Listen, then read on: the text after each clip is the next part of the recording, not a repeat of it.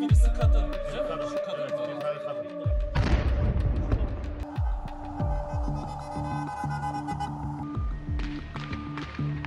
the 23rd of October, Turkey was shaken up by a terror attack. An armed man and woman infiltrated the premises of a Turkish aerospace company. The state-owned TUSAS, or Turkish Aviation Industries, was the target. 4 TUSAS employees were killed. More than 20 others were wounded. The attackers were eventually neutralized. The terror incident was an attack on Turkey's biggest success story. Turkish aviation has been soaring to new heights. The Bayraktar TP2 and Akinci drones, which are made by TUSAS, are Ankara's flagship attack drones. So the attack was planned not just to inflict casualties, but cause emotional and psychological damage as well.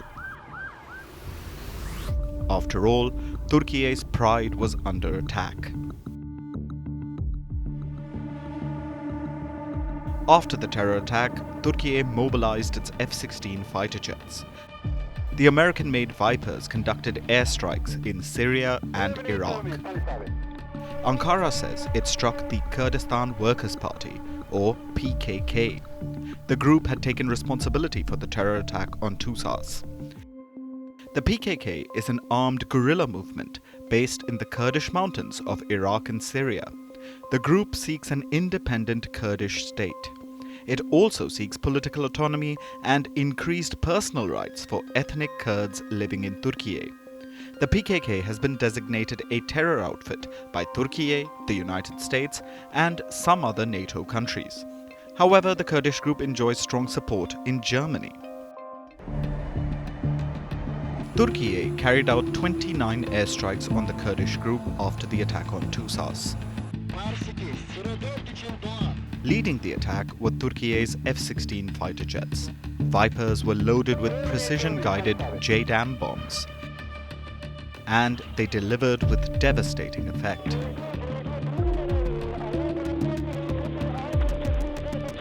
The Vipers have been Turkey's air dominance backbone since 1983, but now the F-16s are old. And the turbulent environment around Turkey has President Recep Tayyip Erdogan worried. With the PKK carrying out the terror attack and the growing tensions between Turkey and Israel, Erdogan worries that his country's air force may not be up to the mark. He wants to modernize his air force, but Erdogan's political stance has put him at odds with the West. Erdogan's long-standing request with the United States has been approved. Ankara will finally get 40 new F-16 jets, along with modernization kits for the existing fleet. The clearance came after years of Erdogan's government begging and pleading for the jets. Washington was upset with Ankara's purchase of S-400 air defense systems from Moscow back in 2017. Turkey was even booted out of the F-35 program, and all F-16 related deals were called off. But now, Erdogan has scored a small win with the F-16 deal.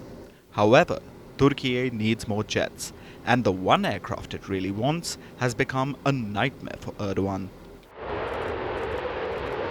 Turkey desperately wants the Eurofighter Typhoon. The aircraft is a joint project by Germany, Spain, Italy, and the United Kingdom. Which means all 4 countries have to give the green signal to any potential buyer. Things are not going Erdogan's way. While the United Kingdom and Spain have shown interest in selling the jets, Germany continues to quietly block the deal, because it considers Turkey's airstrikes on the Kurdish PKK group a humanitarian disaster. I would like to answer the questions that have been put to me and to us. Turkey is a member of NATO, and that's why we repeatedly make decisions that result in concrete deliveries, and this is a matter of course. We have also made such decisions recently, and there will be more. Then, of course, there are some projects that are only just beginning. The one you mentioned, Eurofighters, is one that the British government is pushing ahead with. and where negotiations have now begun. In this respect, it is something that will continue to develop, but is now being driven forward from the UK. Turkey and Germany's opposing stances regarding Israel's actions in West Asia are not helping Erdogan much either. It's no secret that Germany and Turkey also have different views on Israel. The murderous terrorist attack by Hamas on October 7th was a terrible crime, and of course also caused terrible misery for the inhabitants and residents of Gaza. It is clear that one must be able to defend ourselves against such an attack. Erdogan has been trying to buy the Eurofighters since last year. Prolonged political arm twisting by the US has forced Turkey to look away from the F-16 jets. Russian and Chinese jets are out of the question, because Turkey is a NATO member. It has the option of buying the Gripen from Sweden, Rafales from France, or the Eurofighter. The Gripen wouldn't be much of an upgrade from the current F-16s, so Erdogan removed it from his wish list.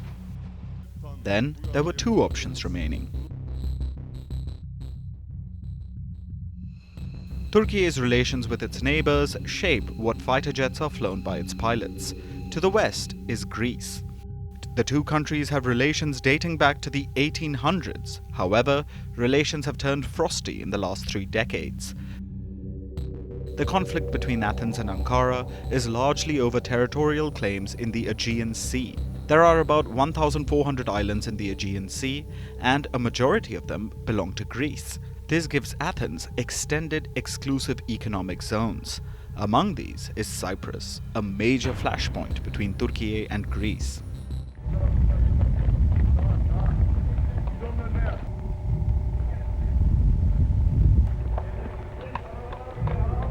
A Greek coup in Cyprus drew a Turkish invasion in 1974. The island has been divided since then, with the north being controlled by Turkish Cypriots and the south being run by a Cypriot government controlled by Greek Cypriots. Tensions between the two NATO members have been rife ever since. Erdogan has even threatened to invade Greece if Athens doesn't demilitarize the Aegean Sea. In response to Erdogan's threats, Greece has placed an order with France for 24 Rafale jets and with the US for 20 F-35 stealth fighters. With Greece getting both the Rafale and the F-35, Turkey is left with no choice but to pursue the Eurofighter Typhoon. Both the Rafale and the Eurofighter are pure European projects. They are both 4.5 generation fighter jets with proven combat experience. However, the Greek Rafale boasts the formidable long-range Meteor air-to-air missile. The Eurofighter can also fire this missile, however the chances of Turkey getting the weapon are highly doubtful. The Rafale is also equipped with the entirely digital ASAR radar. Only the latest Eurofighters have them, and Turkey may not get those. The Rafale also has more advanced self-defense systems like the Spectra, which the Eurofighter doesn't. The French jet also outclasses the Eurofighter with its better targeting system, higher payload capacity, smaller radar cross-section, and carrier-based maritime operations. The Rafale also has a simpler logistical chain, while Eurofighter Typhoons require constant approvals from all 4 countries. And that is why Germany, who is also a NATO member and a close ally of Greece, continues to block Erdogan's requests for the Eurofighter.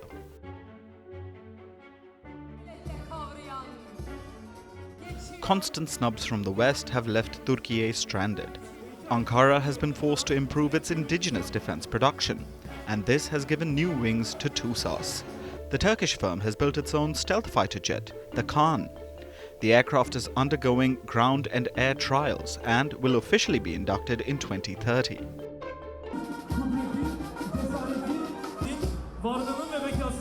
However, there's one major problem. Erdogan will still have to toe the Western line, because the Kaan is powered by 2 American-made General Electric F-110 engines. This means that any time Erdogan doesn't play by Washington's rules, the transfer of engines could be put on hold or delayed. It's a common trick that Uncle Sam pulls off to get what it wants. Washington has used this carrot-and-stick approach for years. Erdogan is left with very few friends in NATO, and they all want him to play ball, if he really wants those shiny Eurofighter Typhoons.